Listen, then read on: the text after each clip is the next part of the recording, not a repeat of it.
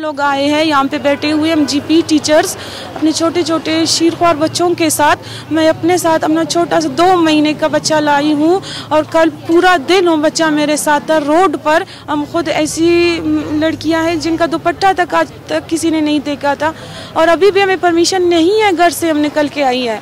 मेरा अपने हस्बैंड ने मुझे परमिशन नहीं दिया है।